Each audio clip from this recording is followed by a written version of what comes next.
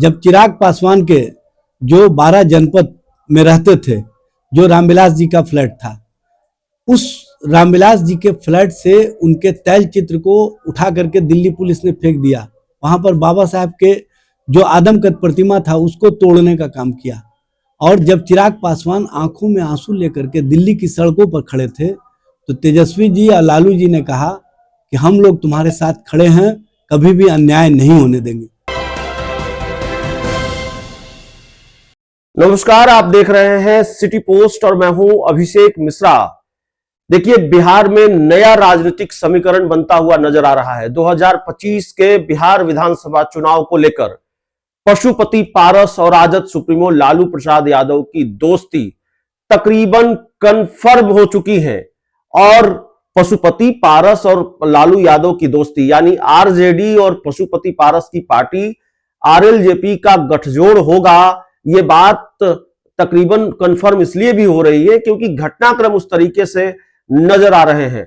पशुपति पारस की पार्टी के लोग या पशुपति पारस खुद राजद सुप्रीमो लालू प्रसाद यादव से मुलाकात कर चुके हैं कई बार। एक बार तो चूड़ा दही का भोज खाने गए, चूड़ा दही के भोज के आमंत्रण देने के लिए गए, लालू यादव भोज में शामिल हुए। फिर अचानक एक दिन पशुपति पारस राजद सुप्रीमो लालू प्रसाद यादव से मिलने पहुंच गए। और उसके बाद एक तस्वीर कल की आई है। कल राजद सुप्रीमो लालू प्रसाद यादव की पार्टी के कई नेताओं ने, राजद सुप्रीमो लालू प्रसाद के कुछ करीबी नेताओं ने पशुपति पारस के घर जाकर उनसे मुलाकात की है। आरजेडी के वरिष्ठ नेता अब्दुल वारी सिद्दीकी, आरजेडी के वरिष्ठ नेता जयप्रकाश नारायण यादव, जिनकी पहचान यह भी है कि वो बड़े करीबी हैं लालू यादव के। और याद रखिए, जब चूड़ा दही का भोज खाने लालू यादव गए थे पशुपति पारस के घर पर, तो अब्दुल वारी सिद्दीकी ही उनके साथ गए थे। तो ऐसा लगता है कि अब्दुल वारी सिद्दीकी ने ही मोर्चा संभाला हुआ है। आरजेडी की तरफ से पशुपति पारस और आरजेडी के बीच जो गठबंधन का मामला है उसको अब्दुल वारी सिद्दीकी ही देख रहे हैं। तो अब्दुल वारी सिद्दीकी और जयप्रकाश नारायण यादव दोनों जाकर कल पशुपति पारस से उन्होंने मुलाकात की है पशुपति पारस के घर पर। आरजेडी ने इस मुलाकात को लेकर क्या कहा है, जरा सुनिए। पता है कि लालू जी रामविलास पासवान जी के पारिवारिक संबंध कैसे रहे हैं, और पशुपति पारस जी लालू जी को अपना बड़ा भाई मानते हैं। और जो आत्मीय संबंध है, जो अनुनाश्रय संबंध है, उसका आपने देखा होगा। जब रामविलास जी चुनाव से हार गए थे तो लालू प्रसाद जी ने उनको राज्यसभा भेजने का काम किया, उनको सम्मानित करने का काम किया। जब चिराग पासवान के जो 12 जनपद में रहते थे, जो रामविलास जी का फ्लैट था, उस रामविलास जी के फ्लैट से उनके तैल चित्र को उठा करके दिल्ली पुलिस ने फेंक दिया। वहां पर बाबा साहब के जो आदमकद प्रतिमा था उसको तोड़ने का काम किया। और जब चिराग पासवान आंखों में आंसू लेकर के दिल्ली की सड़कों पर खड़े थे, तो तेजस्वी जी और लालू जी ने कहा कि हम लोग तुम्हारे साथ खड़े हैं, कभी भी अन्याय नहीं होने देंगे।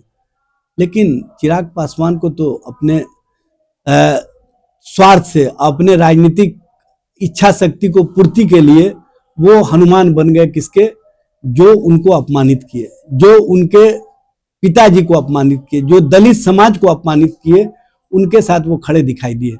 लेकिन लालू जी हमेशा दलित, शोषित, वंचित की राजनीति करने वाले रामविलास पासवान और उनके परिवार के साथ खड़े रहे। उनके सम्मान को अगर कोई ठेस पहुंचाता है तो उस सम्मान का ख्याल रखने के लिए, उस सम्मान को मजबूत बनाने के लिए हमेशा खड़े होकर के कहें स्पष्ट रूप से कि हम बाबा साहब के संविधान के अनुसार दलित, शोषित, वंचित की आवाज़ रामविलास और उनके परिवार को कभी भी जो सम्मान को ठेस पहुंचाता है उसको मुंह तोड़ जवाब देंगे। और आप देखे होंगे किस तरह से पशुपति पारस जी को भारतीय जनता पार्टी ने इस्तेमाल करो और फेंक देने की नीति अपनाई है, और किस तरह से उनके साथ एनडीए के अंदर व्यवहार हो रहा। जब वो लालू जी के पास गए तो लालू जी ने दही चूड़ा भोज में आमंत्रण जो दिए स्वीकार किया, और उन्होंने स्पष्ट रूप से कहा कि पशुपति पारस मेरा छोटा भाई है और हम छोटे भाई को मुसीबत में नहीं छोड़ सकते। तो आप समझ सकते हैं, जब रामविलास पासवान जी को मुसीबत में नहीं छोड़े, जब चिराग के आंखों में आंसू देखे तब उनको नहीं छोड़े, तो इनको कहां से छोड़ सकते हैं। इसलिए जो लोग भी समझ रहे हैं कि राजनीतिक कारणों से मिला जा रहा है। ये राजनीतिक कारण नहीं, ये आत्मीय संबंध है, ये पारिवारिक संबंध है। और जब पारिवारिक संबंध होता है तो वो राजनीतिक संबंधों से ज्यादा बड़ा होता है।